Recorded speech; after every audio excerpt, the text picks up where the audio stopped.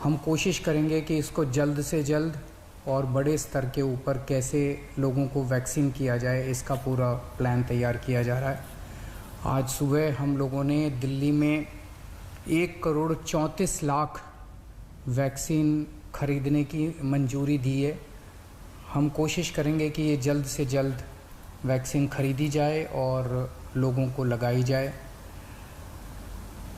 इस महामारी में वैक्सीन एक समाधान निकल के आ रहा है। वैक्सीन जिन लोगों को लगी है उनका एक तरफ कोरोना नहीं होता, या जिनको होता है उन लोगों को माइल्ड होता है।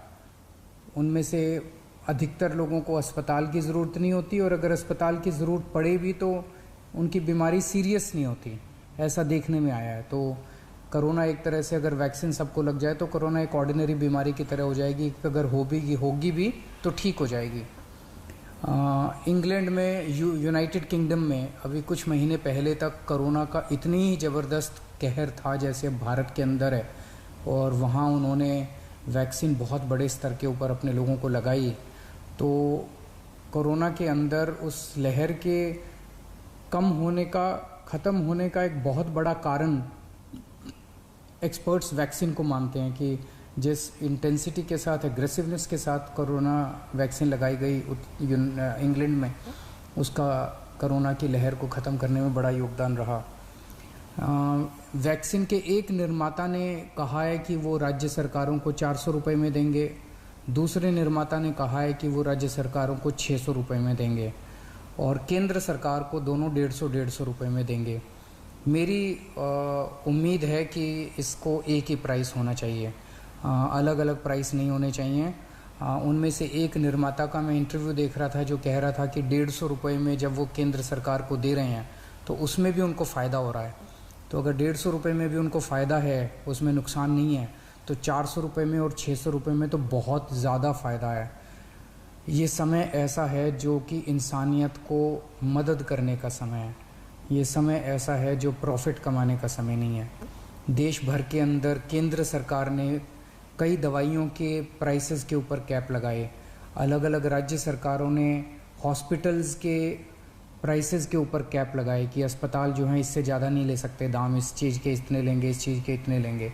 ऐसे समय में जब सारा देश मिलके कोरोना की लड़ाई लड़ रहा है, मैं समझता हूँ एक तरफ मैं वैक्सीन मैन्युफैक्चरर्स से अपील करता हूँ कि एक तरफ वो खुद भी इस प्राइस को खुद ब खुद 150 रुपये पे ले आएंगे। पूरी ज़िंदगी पड़ी है प्रॉफिट कमाने के लिए। ये टाइम कोरोना जब महामारी इतने बड़े स्तर पे फैली हुई है, लोगों से ये प्रॉफिट कमाने का टाइम नहीं है। मैं केंद्र सरकार से भी अपील करता हूँ कि अगर ज़रूरत पड़े तो इसकी भी कैपिंग की जाए और इस प्राइस को कम किया जाए। एक बात कि 18 साल से ऊपर की उम्र पे अभी लगाया जा रहा है, लेकिन इस महामारी के दौरान हमने देखा कि हमारे 18 साल से कम उम्र के जवान और बच्चे भी इसमें बहुत ज़्यादा संक्रमित हो रहे हैं। उनमें से कुछ लोगों की मौत भी हुई है। तो उनके लिए भी अब हमें सोचने का टाइम आ गया है कि अगर यही वैक्सीन्स उनको भी लगाई जा सकती हैं, उनके लिए भी सेफ़ और इफ़ेक्टिव हैं, तो यही वैक्सीन लगाई जाएं। और अगर ये वैक्सीन्स उनको नहीं लगाई जा सकती, दूसरी वैक्सीन्स की ज़रूरत है, तो मैं उम्मीद करता हूँ कि जल्द दूसरी वैक्सीन्स भी ईजाद होंगी जो बच्चों को भी लगाई जा सकें, उनको भी सेफ़ हो और इफ़ेक्टिव हो। दिल्ली में ऑक्सीजन बेड्स बढ़ाने का इस टाइम बहुत बड़े स्तर पे हम लोग काम कर रहे हैं। अभी अभी मैं राधा स्वामी सत्संग ब्यास के वहाँ पे जो एक सेंटर बनाया गया है उसका मुआयना करके आ रहा हूँ। आज सुबह सुबह 10 बजे वो मरीजों के लिए खोल दिया गया है।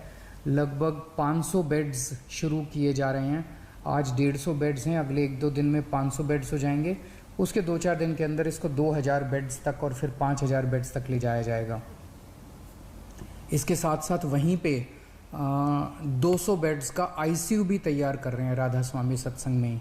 और तो मैं उम्मीद, इसी तरह से पूरे दिल्ली के अंदर कई जगह फैसिलिटीज़ क्रिएट की जा रही हैं ऑक्सीजन।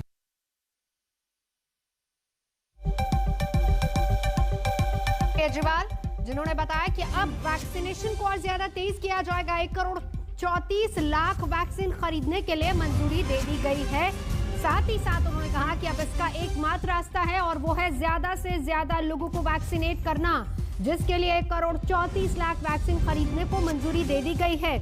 साथ ही साथ उन्होंने बताया कि आज सुबह राधा स्वामी सत्संग व्यास में भी कोविड सेंटर